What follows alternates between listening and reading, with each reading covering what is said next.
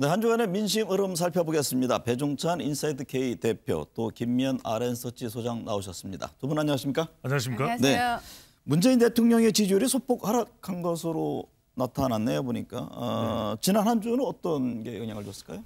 지금 대통령 국정수행에 가장 큰 영향을 주는 것은 코로나와 경제라고 봐야 되겠죠. 네. 코로나는 이제 위드 코로나 일상 회복으로 이제 진행을 해가는 과정이라면 다분히 자영업청이나 소상공인 쪽에는 이 코로나 경제가 영향을 미쳤다고 볼 수 있을 테고요. 네. 학생도 마찬가지고 일상적인 생활을 하기 힘들기 때문에 특히 이제 대통령에 영향을 줄 수 있는 것이 경제. 그 중에서도 화이트 칼라층들이 또 타격을 받았을 수가 있고 네. 특히 문재인 대통령의 지지층들이 대체로 이제 40대라고 한다면 이 대장동 의혹도 상당히 부동산 이슈이기 때문에 민감할 수 있기 때문에 관련해서도 대통령 국정수행에 영향을 준 것으로 보입니다. 네. 저는 조금 다른 생각인데요. 네. 물론 대장동 이슈가 대통령에게 뭐 간접적인 영향을 줄 수도 있었겠지만 저는 대통령 지지층의 40대에서 지지율이 하락한 거는 저는 요즘에 있는 그 주식이라든가 그런 것이 좀 지금 하락장 아닙니까? 그리고 대출 총량을 좀 규제하고 그 대출 금리 인상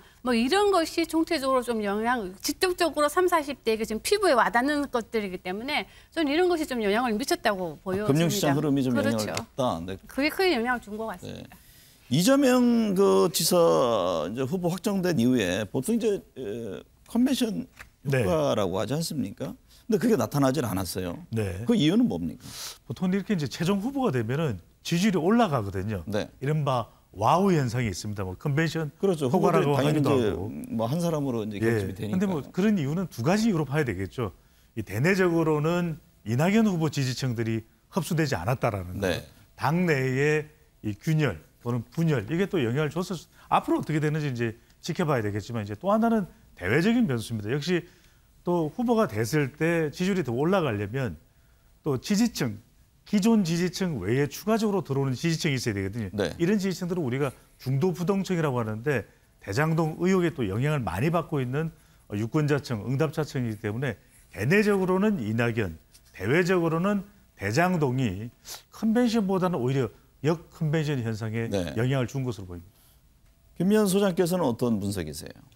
뭐 저도 우리 배 소장님 의견하고 좀 비슷한데요. 그럼에도 불구하고 만일에 이재명 지사 지지율이 상승을 했다면 그게 좀 이상했겠죠. 네. 그래서 좀 상승을 하지 못할 요인이 너무 많았다. 왜냐하면 그동안 있었던 여론조사 결과를 보면 이낙연 지지자들의 대부분은 양자 대결에서 이재명 후보를 지지하지 않고 뭐 기타 후보라든가 아니면 무응답층으로 빠지는 비율이 70%에 가까웠거든요. 네. 그렇기 때문에 이 컨벤션이 이게 끝났다고 해서 이 지지층이 뭐 일주일 하루 만에 다 결집하는 현상을 보여준다.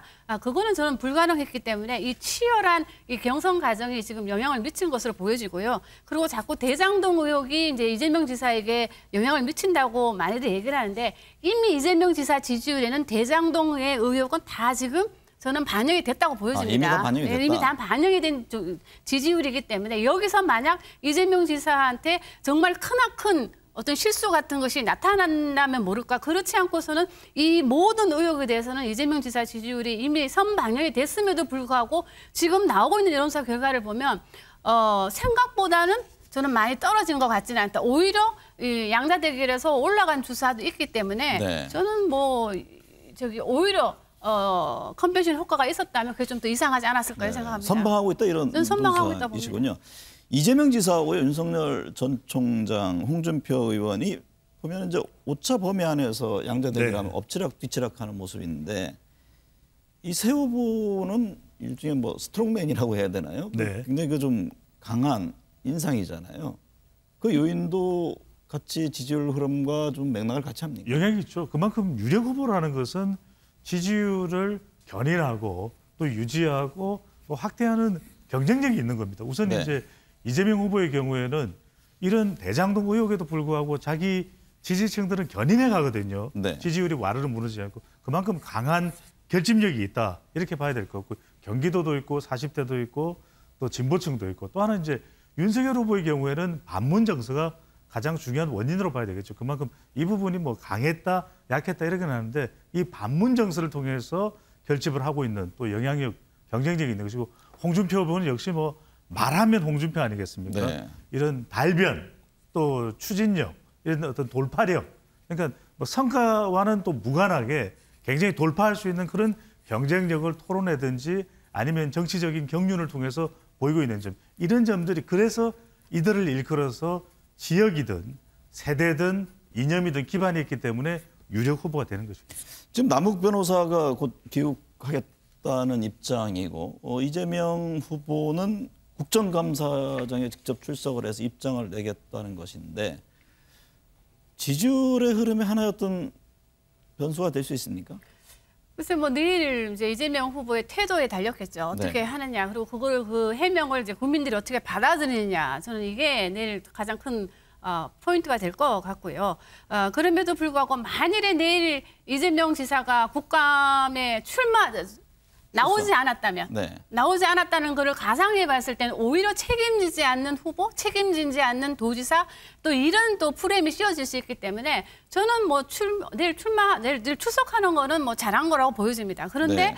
그것이 이재명 지사의 향후 지지율에 영향을 줄 거냐 말 거냐는 저는 그건 좀 더 두고 봐야 되지 않을까 싶고요. 여기서 한 가지 더 붙이자면 이재명 지사가 지금 도덕성이 가장 높은 후보, 도덕적으로 가장 낮은 후보를 조사를 하면 이재명 지사가 상당히 높게 나오는 조사가 많습니다. 네. 그럼에도 불구하고 MBN이 얼마 전에 조사한 결과를 보면 도덕성 차기 대선에 대해서 국민들이 가장 중요하게 생각하는 것은 도덕성은 한 자리 숫자에 불과하거든요. 네. 오히려 경제 살리는데 더 큰 시대 정신을 요구하고 있기 때문에 내일 뭐 이재명 지사가 그런 점에서 어떻게 본인이 이 대장동 사업 개발 여러 가지를 해서 향후 본인의 비전까지도 밝힐 수 있는 기회장을 또 삼는다면 또 긍정적인 영향이 있겠죠.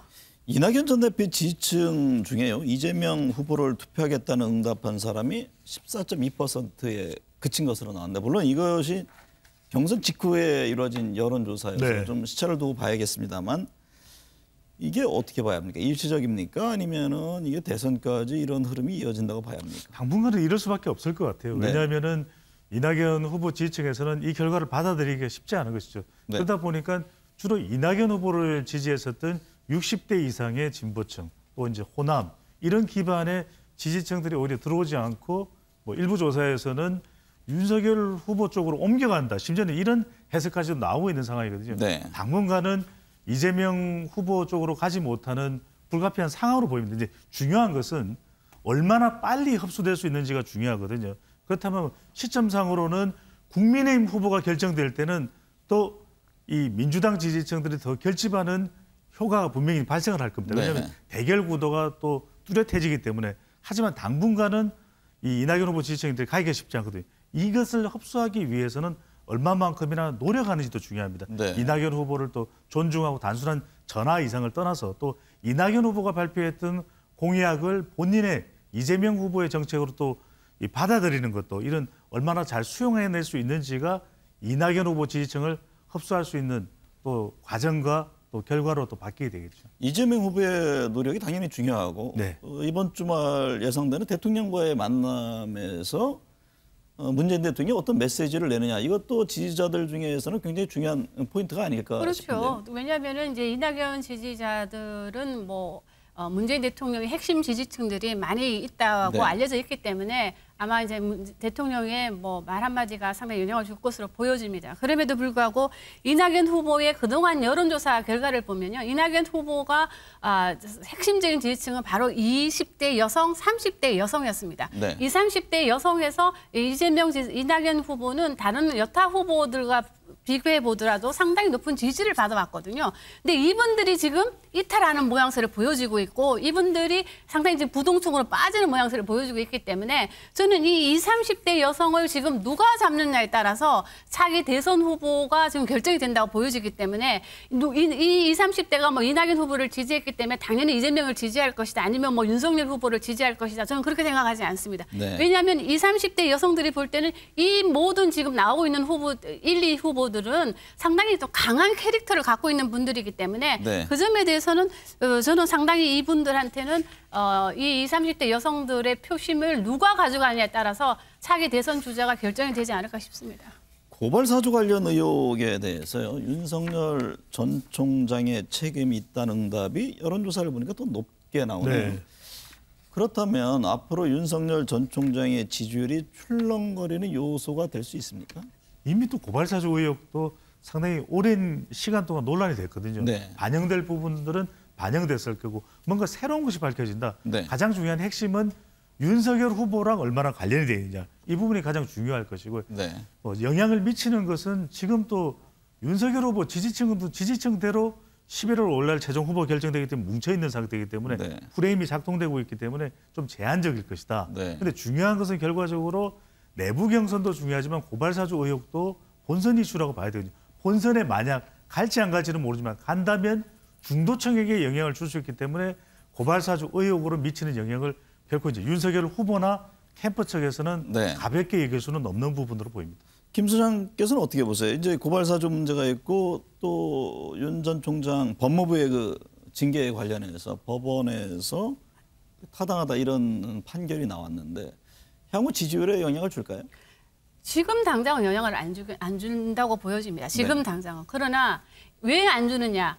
대장동 이슈가 워낙 크기 때문에 이 고발 이슈와 이 모든 이슈, 윤석열 후보에 대한 그 도덕성 논란은 이미 다 대장동 이슈 때문에 지금 다 수수면 아래 지금 내려져가 있거든요. 네. 그런데 대장동 이슈도 이거를 내년 대선까지 끌고 갈 수는 없어요. 대장동 이슈는 저는 조만간 어떤 식이든 간에 약간의 뭐 정리되는 분위기로 갈 수밖에 없다. 네. 이렇게까지 대선까지는 갈 수는 없다. 그렇다면 다시 한번 이 고발 이슈라든가 윤석열 후보의 이 도덕성 논란이 다시 수면으로 언제쯤 올라올 것이냐. 네. 이 수면으로 올라올 때 저는 그때는 지지율이 조금 영향을 주지 않을까 이런 생각을 좀 해봅니다만 지금 당장은 대장주 이슈 때문에 지지율이 그다지 영향을 주지는 않는 것 같습니다. 네. 그렇게 볼 수도 있는데 일단은 지지층에 주는 영향은 제한적일 거예요. 네. 이미 이제 다져져 있는 지지층에는 한데 이제 이게 명분의 타격을 받는 것이거든요. 왜냐하면 어쨌거나 간에 법원의 판결이기 때문에 윤석열 후보가 그동안 계속 본인의 출마의 명분으로 삼아왔던 것이 봐라 이렇게 압박을 받아왔고 나는 정당했다는 것인데 여기에는 이제 타격을 받을 수 있죠. 그렇다면 네. 지금 중요한 것은 조금이라도 1%라도 MZ세대나 여성이나 중도층 유권자들을 흡수해야 되는데 이들에게는 또 타격을 줄 수가 있겠죠. 국민의힘 주자들 첫 맞수 토론이 있었잖아요. 네. 두 분께서는 어떻게 보셨어요? 어떤 후보가 좀 눈에 띕니까? 조금 저는 개인적으로 뭐 유승민 원희룡 후보의 맞짱 대결이 저는 훨씬 더 좀 흥미로웠습니다. 네. 왜냐하면 1, 2 후보들 간의 토론은 이제 서로의 이제 도덕성 이야기를 하다 보니까 조금 뭐 저는 그랬었는데요. 그럼에도 불구하고 저는 뭐 모든 분들이 대체적으로 얘기하는데 이 홍준표 후보의 전략 미스가 좀 눈에 좀 띄었습니다. 네. 왜냐하면 이 본인이 한 여론조사에서 본인의 도덕성이 매우 낮다고 생각하고 윤석열 후보는 도덕성이 매우 본인보다는 이제 낮다고 생각을 하니까 도덕성 문제를 했는데 제가 아까 말씀드린 것처럼 국민들에게 도덕성은 지금 중요한 이슈가 아니에요. 네. 미래 비전이라든가 우리나라를 어떻게 이끌어 나갈 것이냐 하는 어떤 비전을 보여주고 싶었는데 그게 더 중요하게 생각하는데 아마 여론조사 결과를 잘못 해석하신 게 아닌가 해서 네. 좀 아쉬움이 있었습니다. 윤석열, 홍준표 후보 간의 토론에서요. 윤석열 후보 캠프에서는 앞서 상당히 선방했다, 많이 늘었다 이제 이런 입장을 내고 있는데 또 한편에서는 이게 토론 자체가 저게 대선 후보 토론이냐 이런 또 비판을 하는 분들이 있습니다. 그러니까요. 전체적으로 그럼 국민들은 어떻게 받아들일까요? 국민들이 볼 때는 좀 뭔가 더 원하는 것이 무엇인가 유권자들이 봤을 때 여기에 더 집중하는 것이 맞겠죠. 그러니까 홍준표 또 윤석열 후보, 윤석열 홍준표 후보의 토론회는 너무 안정책적이었다 이런 네. 평가를 받는 것이고 유승민과 그다음에 원희룡 후보 간의 토론은 너무 정책적이었다, 너무 깊숙이 들어갔다. 그러니까 사실 우리 국민들이 원하는 것은 물론 핵과 관련된 주제도 참 중요합니다. 네. 또는 도덕성도 중요합니다. 물론 도덕성도 따져야죠. 근데 더 중요한 것은 결국 먹고 사는 문제거든요. 네. 그다음에 민생 이 부분에 대해서 좀 대안을 내놓고 그다음에 좀 진심이 있어야 되는데 진심이라고 보기보다는 너무 정치 전략적 같아요. 네. 그러니까 윤석열 후보의 경우에는 홍준표 후보가 강하게 공격해 올 수 있으니까 나도 닥치고 공격하자. 그리고 내 주장을 펼치자. 그다음에 이 주제를 극적으로 계속해서 국면 전환을 하면서 이 돌파해 나가자. 이런 식인데 홍준표 후보도 좀 더 한 방이 있을까 이런 기대감도 있거든요. 홍준표 지지층. 그런데 아직까지는 토론회에서 이 홍준표의 날카로운 한 방 좀 기다리고 있는데 언제쯤 나올까요? 일반 국민들은 사실 정치권에서의 도덕성에 대해서 도찐개찐 아니냐 이런 그러니까요. 시각들이 꽤 있잖아요. 다 도덕적이지 않다 이런 생각을 하는 거죠. 근데 여론조사 결과를 보면 그렇게 나와요. 네. 네. 국민의힘이요. 대선 후보 선출 때 50%가 반영되는 일반인 여론조사 이 문항 설계 이것 따라서 굉장히 또 차이가 있다고 그러네요. 왜냐하면 지금 이 1, 2 후보 간에 지금 나오는 여론조사 결과를 보면 이제 초박빙이잖아요. 네. 그렇기 때문에 이 여론조사 문항에 따라서 1, 2%가 오고 갈 수 있기 때문에 저는 상당히 민감할 수밖에 없다고 보여지는데 지금 어떤 식으로 설계할지는 모르겠습니다. 그러나 네. 이제 설계할 수 있는 방향은 두 가지 방향이 있거든요. 네. 이 4명의 후보 중에 이제 민주당의 이재명 후보를 경쟁할 후보가 누가 가장 경쟁력이 높으냐고 4명을 물어보는 수가 있고요. 아니면 대선 가상 대결을 4명을 붙여가지고 누가 가장 높은가를 할 수가 있는데요. 이 문항을 두고 지금 뭐 상당히 좀 삿바싸움이 있을 거로 보여집니다. 네. 유불리가 있죠. 그러니까 이제 이게 1대1 가상 대결로 이재명 대 윤석열, 홍준표, 또 유승민, 원희룡 이렇게 물어볼 때는 윤석열 후보 측에서는 이게 우리에게 낫다고 판단할 수 있을 것 같아요. 왜냐하면 네. 국민의힘 지지층이 중요하게 영향을 줄 수가 있는 방식이거든요. 그런데 그게 아니라 4명의 후보 중에서 4명의 후보만 놓고 봤을 때 국민의힘 최종 후보로서 가장 본선 경쟁력이 있는 사람이 누구인가 이렇게 물어볼 때는 더불어민주당 지지층 응답자도 있으니까 홍준표 후보 캠프 측에서는 내가 더 유리하다. 네. 우리 쪽에 더 나을 수 있겠다. 이렇게 판단하는 차이가 있겠죠. 내년에 대선 지지 후보가 있는 사람들에게 여론조사를 한 결과 61%만이 계속 지지할 것이다. 이게 좀 상당히 이례적인 것 아닌가 그렇죠. 싶은데요. 지지 후보를 바꿀 수 있다라는 응답이 38%를 차지합니다. 이건 어떻게 봐야 합니까? 그러니까 10명 중 한 4명 정도는 지지 후보를 바꿀 수 있다고 생각을 하는 거죠. 네. 또는 이제 지금 뭐 솔직히 말씀드리면 지금 나오고 있는 후보 1, 2 후보든 뭐 3, 4, 2 후보들 중에 마음에 드는 사람이 지금 없다는 거죠. 네. 마음에 정말 너무 마음에 드는 분이 없고 호감이 가는 분이 없다 보니까 그나마 좀 나은 사람, 그나마 나은 사람을 좀 지지하다 보니까 좀 더 나은 사람이 있으면 옮겨갈 수 있다. 이런 이제 국민들의 생각이기 때문에 저는 이번 대선은 우리가 이제까지 경험하지 못한 대선이 되지 않을까 생각을 해봅니다. 마지막까지 상당히 요동칠 네. 가능성이 있다 이렇게 보시네요. 네, 그런 가능성도 있고 이제 이렇게 38%가량 10명 중 4명가량이 지지 후보를 바꿀 수 있다는 이야기는 지금 확실한 확고하게 지지하는 후보가 없다는 것이거든요. 그 여당에 보면은 그러니까 대선 한 5개월은 앞둔 상황에서 좀 이례적인 좀 거 이례적인 아니에요? 거예요. 네. 그러니까 그게 이제 이낙연 후보 지지층은 또 이재명 후보 지지하지 않는 이유도 있고 네. 또 야당을 보면 국민의힘에서는 홍준표 또 윤석열, 홍준표 후보 지지층들이 엇갈리는 것도 이렇게 보실 필요도 있을 것 같아요. 그러니까 61%는 계속 지지한다 했는데 보통 대선 투표율이 70% 내외거든요. 네. 최근 이제 지지난 대선은 좀 투표율이 높은 편이었는데 한 70에서 75% 생각하면 적어도 지지하지 않겠다는 사람, 바뀔 수도 있다는 사람 중에서는 투표장에 안 갈 수도 있다는 거죠. 그렇죠. 그러니까 상당히 역대 대선과 비교를 해보면 그래도 높게 이전 대선에서는 이렇게 여론조사를 하면은 투표하겠다 또 지지하는 후보가 분명히 있다가 높게 나왔거든요. 상당히 좀 비호감 네. 이런 것이 영향을 미치는 선거라고 봐야 되겠죠. 안철수 대표가 조만간 대선 출마 선언할 것이라는 그런 얘기가 있고 또 김동연 전 총리는 신당을 창당하겠다. 내년 대선에서 제3지대 후보들의 영향력은 어떤가요? 저는 영향력이 좀 있을 걸로 보여집니다. 네. 왜냐하면은 지금 뭐 이쪽 저쪽에서 지금 실망한 유권자들이 내년 투표에서는 지지하는 후보보다는 응징 투표를 좀 할 확률이 매우 높습니다. 네. 이 A라는 후보를 응징하기 위해서 내가 이제 제3의 후보를 찍을 이런 경우도 생기기 때문에 저는 뭐 안철수 후보나 김동연 후보는 내년 대선에 만약 출마를 한다면 이 한 진영에다가 영향을 준다기보다는 이쪽 저쪽 진영 모두에게 영향을 주는 저는 캐스팅 보트로서 상당히 역할을 할 거로 지금 예상이 됩니다. 그러니까 끝까지 그러면 완주를 할 것인지 아니면 중간에 어떤 특정 후보와 또 함께할 것인지 이것도 굉장히 중요한 변수가 되겠네요. 상당히 중요하죠. 네. 코로나19 백신 접종 완료율이 이번 주 후반이면 정부의 목표치인 70%에 달할 전망입니다. 우리나라도 위드 코로나의 속도가 붙을 것으로 보이는데요. 하루빨리 일상이 회복됐으면 합니다. 날씨가 갑작스럽게 쌀쌀해졌습니다. 건강에 유의하시길 바라면서 여기서 마치겠습니다. 시청해주신 여러분 감사합니다.